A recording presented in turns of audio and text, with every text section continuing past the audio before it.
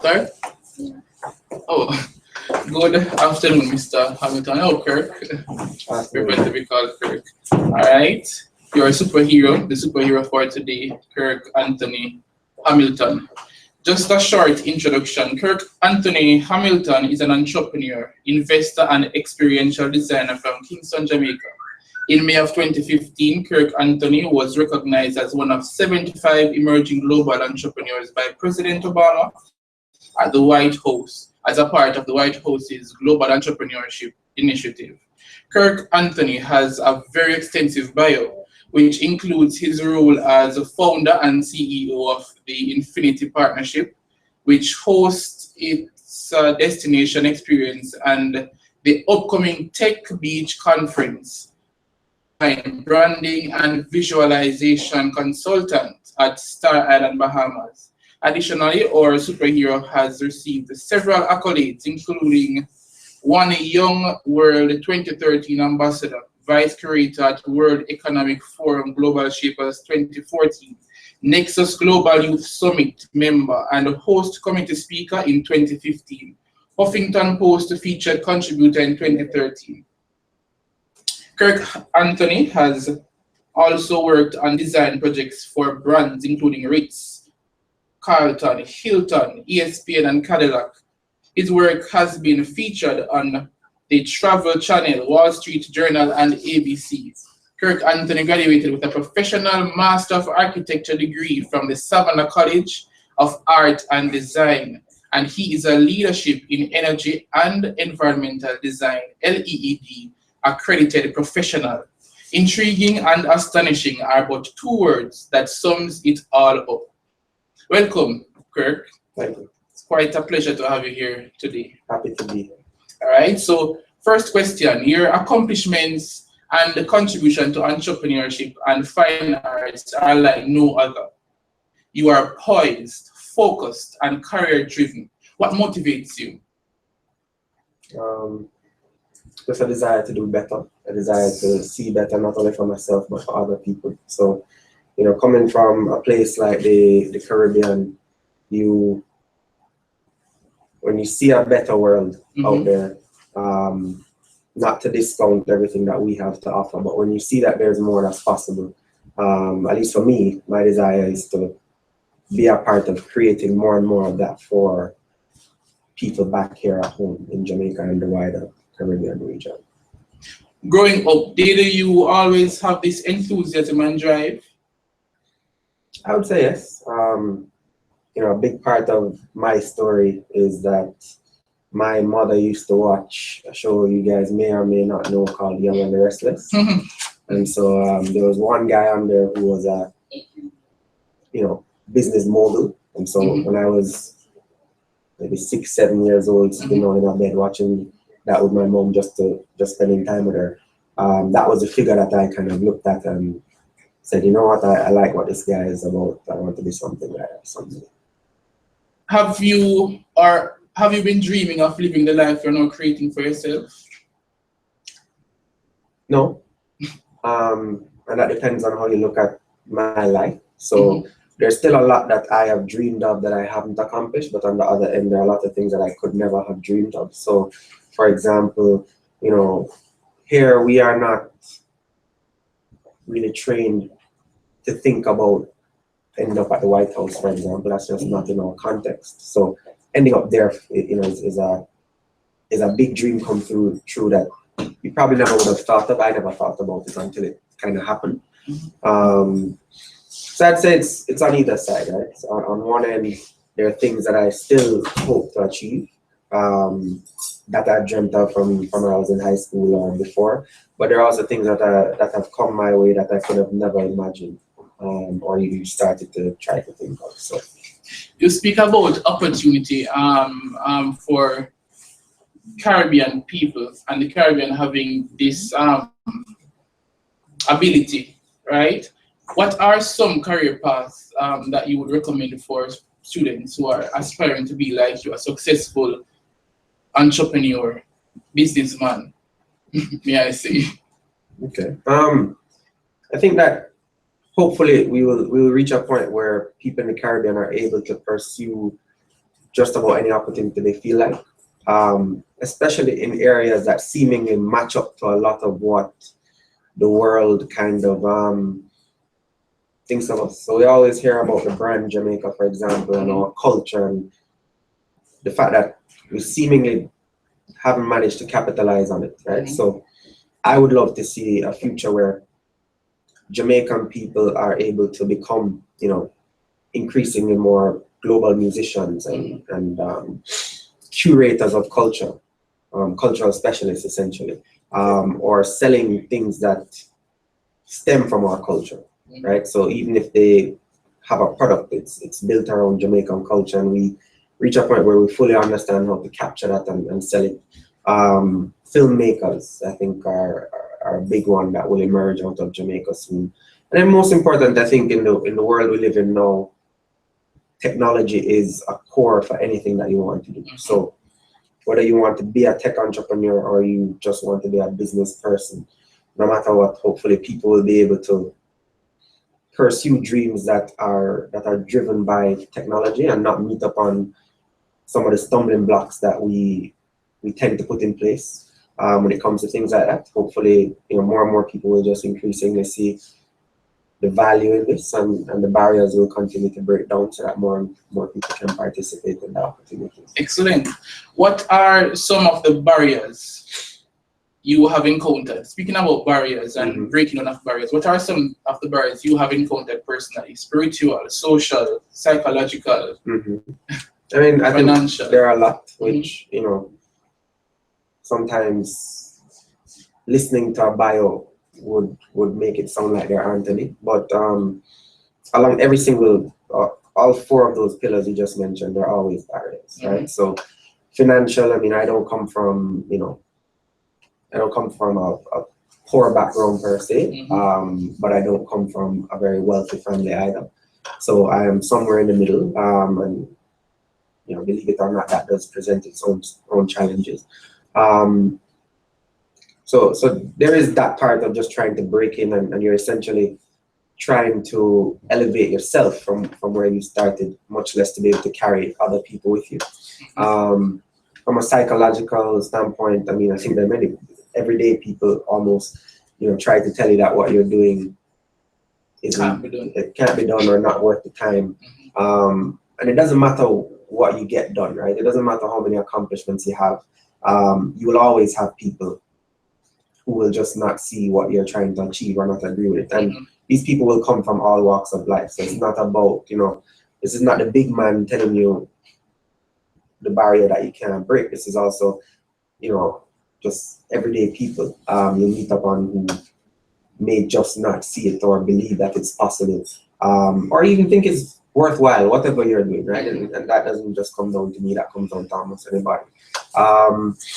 So, you know, I usually tell people there's always somebody out there who thinks it's their duty to try and break you. So yeah, a lot of barriers. I don't know if I covered all the pillars there, but quite precisely. Yeah. Succinct. What is the one thing in life that has had the biggest impact on your career? So in 2013, I had the opportunity to go to this thing called One Year World in South Africa. And for the sake of what we're doing today, I'll just tell you guys, the way I went was, it was pretty expensive to go.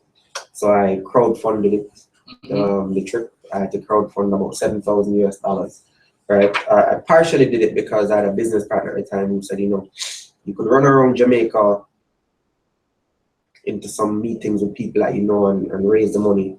But if you did it that way, nobody would really know that there was this other way to raise money, and you would not have really helped anybody else. Plus, you know, you have an opportunity to kind of validate your network and see who supports you. So I crowdfunded this trip. But either way, I went to this thing, and at this event, they had about 20-something what they call counselors, which included like Richard Branson and Ariana Huffington and all these people.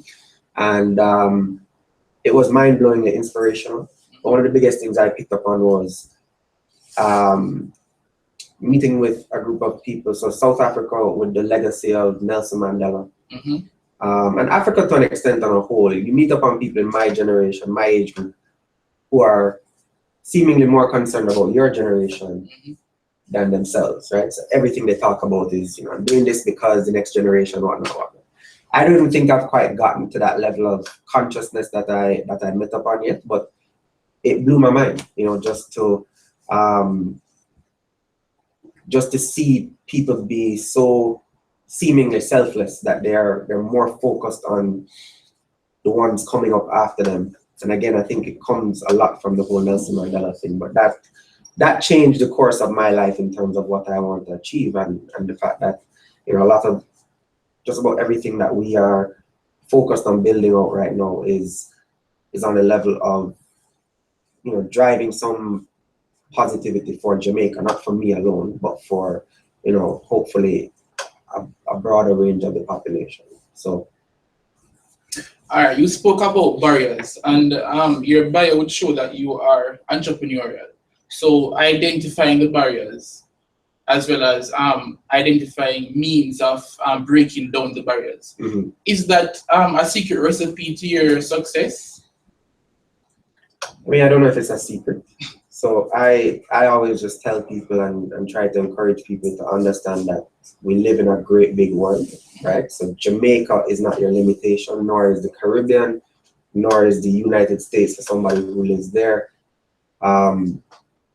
Especially with the internet nowadays, not to make it try to sound easy, but there are no barriers. So, any obstacles I've met upon in Jamaica, I've been able to find solutions to kind of surpass them from the outside, right? So we built something that has a very international look and feel because we have tried to engage the rest of the world.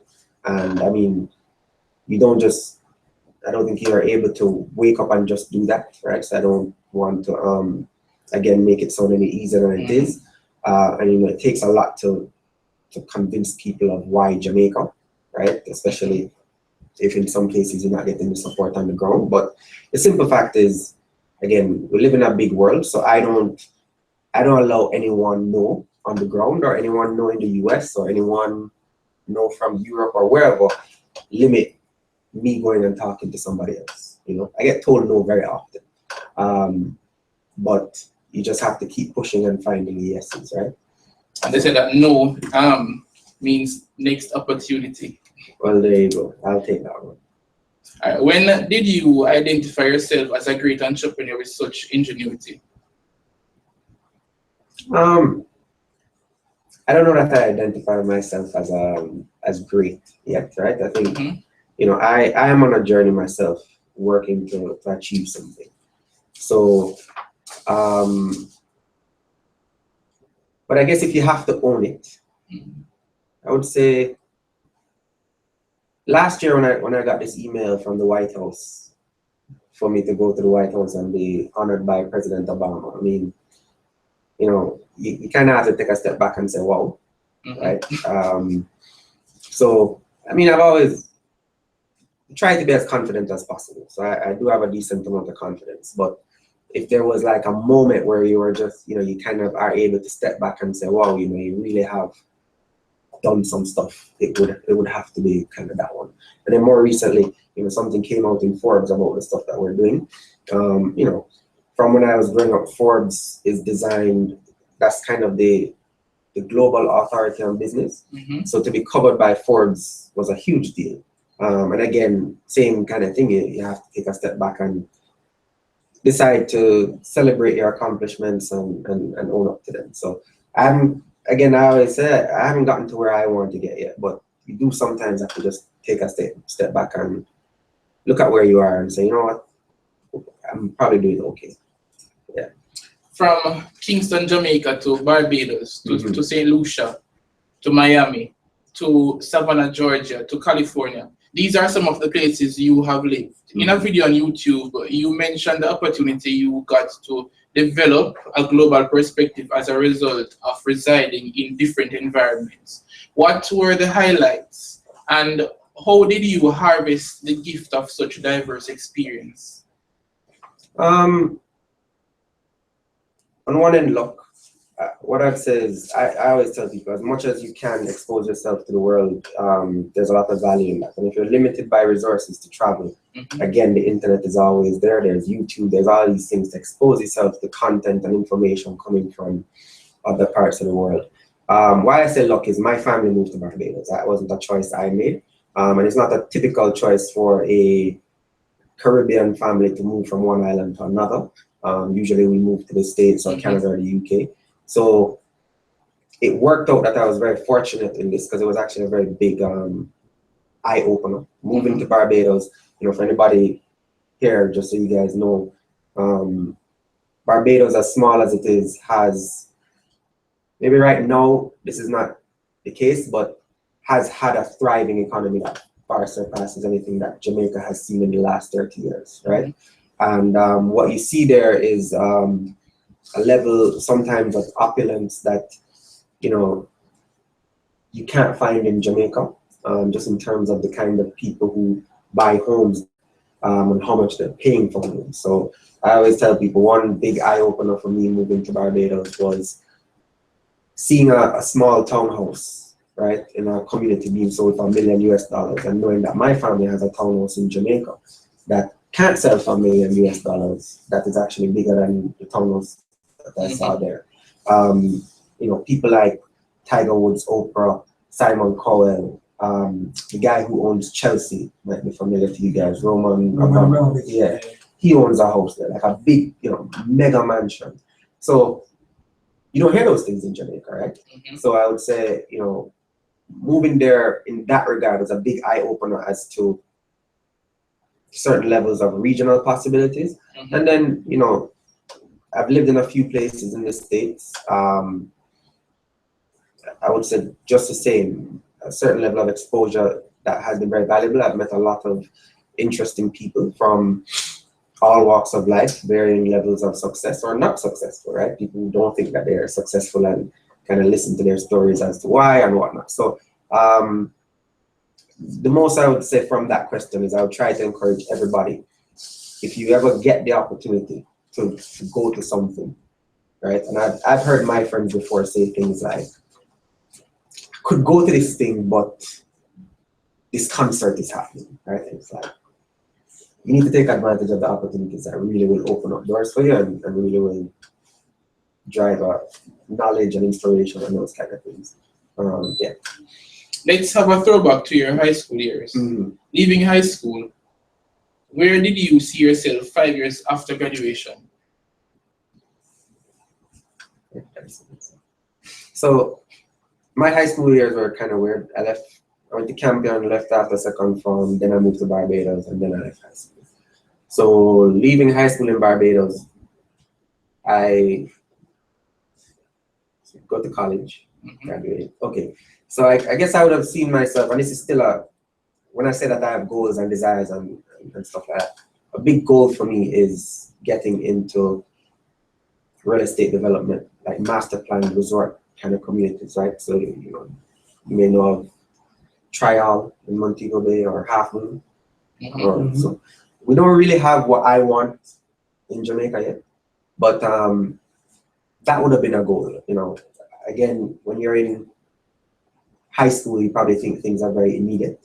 So you leave college and somehow you just become this real estate developer. I did have the fortunate opportunity of working on something like what I want while I was in college, just to right after college, called Star Island Bahamas, which you mentioned in the bio, and that was a very interesting project. But that's still a goal. So 5 years, how many years have I left college? Wow. 6 years after college, I'm still hopeful that that other dream will come true. All right, though complementary, your dreams, your projects, and areas of study seem to be quite different, varied. You have studied fine arts, you have done projects in healthcare, and you want to own your own hotel. As I heard in your conversation with Hamdi Ulukaya, founder of Chobani in Morocco. We hear every day that proper preparation prevents poor performance, and children are planning out their careers by studying what they want to do. For example, real estate, if you want to go in be a real estate manager or something like that. Hotel manager if you want to go in tourism. But on the other hand, you seem to be going in a sporadical movement. Is that the secret recipe or one of the secret recipes for your successes? Again, you don't know till you're done. But what I'd say to you is this: I think the world is moving into a place where that kind of laser focus, this is what I'm going to do,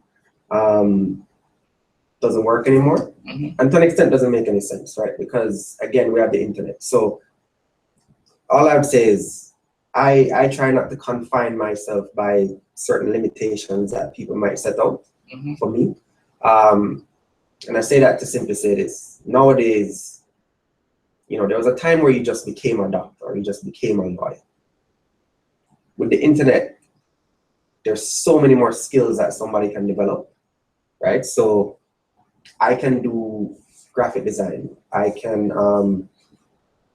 build a website. I can, you know, I'm a designer, architectural designer. I can also create visuals for projects. But then I also have this desire of an exposure to being involved in, you know, capitalizing projects and fundraising and some level of finance and all this kind of stuff. So I guess it's anybody's choice. I've just simply chosen not to have anybody tell me that I can't pull all of these things together and pursue various aspects of them. And I want to imagine you're better off that way. I think of myself as, if anybody here is familiar with Warren Buffett and Charlie Munger, right? So Charlie Munger thinks of himself as a generalist, somebody who has a significant set of skill sets that he can then pull together. And it's not about, you know, everything is not about being a workhorse and grinding every part through, but having a certain understanding of it is very important. I don't want to extend the question too long, but I'll just tell you guys, one of the things that I struggled with when it came to architecture, I used to work for a firm in California, and architecture is a field that has a lot of hierarchy. But at the same time, it's a field that has been totally transformed by technology in the past 10 years, right? So when you end up in this hierarchical situation where somebody who doesn't even know how to open a software is then telling you how to utilize that software, those two things don't add up, right? So I would say that was that generation that was allowed to think that way, right? Because I'm the big boss, I can tell you what to do, despite the fact that I'm not exposed to the knowledge that you have. Those two things just don't make any sense. And in my world, I would say I just don't allow it. So I've decided that that's not, you know, the path that I'll pursue. But I still think a lot of things that I learned doing architecture come into play.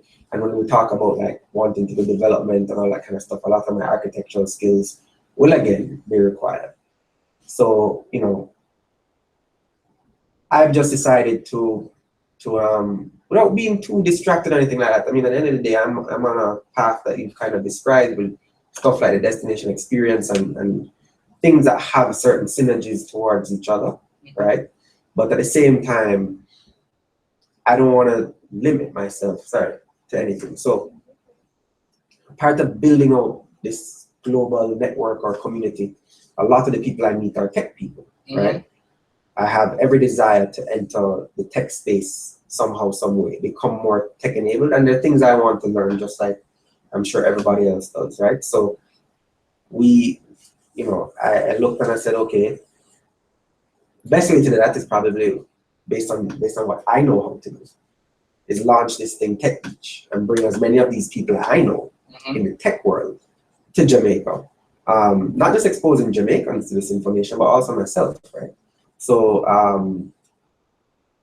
again, what has started to happen is that almost immediately I fall into a space of people talking to me about tech, just because I decided to do this thing. So that's the world we live in now. We don't live in that world where you have to be in something for 7 to 10 years before somebody decides that you're qualified on it, because it simply just doesn't take 10 years to learn how to do certain things anymore, right? Somebody will tell you guys to go and do a coding course for 8 weeks, and you, out of it, you could have built a software or an app or whatever that you then decide you're going to go and try and do a whole bunch of stuff with, right? So that's the world we live in. And that's the world I have decided that I'm going to live in. Even as I think to an extent the Caribbean plays catch up to that. I've just decided that's where I'm going. So how can I become like you, a superhero? One, not taking no for an answer, right? Two, being entrepreneurial, identifying opportunities. You mentioned that your first time going to this great event, you did funding in a very unconventional way. So that would show us to not allow no to take us down or to hinder us. Also, do not find ourselves or try to think just like everyone else is thinking, that you should go and study this course to end up here or there, right? Know yourself, and it's all about building skills, networking, and all of that. So that is basically what you are imparting to us right now as young inspirers, right? To actualize our career. So we're just going to wrap up, sir. Thank you very much, Kirk-Anthony Campbell, Hamilton. Sorry, Kirk-Anthony Hamilton, our superhero for today, imploring our superheroes of tomorrow to do what you want to do and not what you think you should do or what the world says you should do. Try to be inspired by yourself, and also try to acknowledge technology in all that you do. All right, sir? So thank you very much for coming. All right. All right, so thank you, Chunks, for sponsoring us food for today. All right, so we sign off.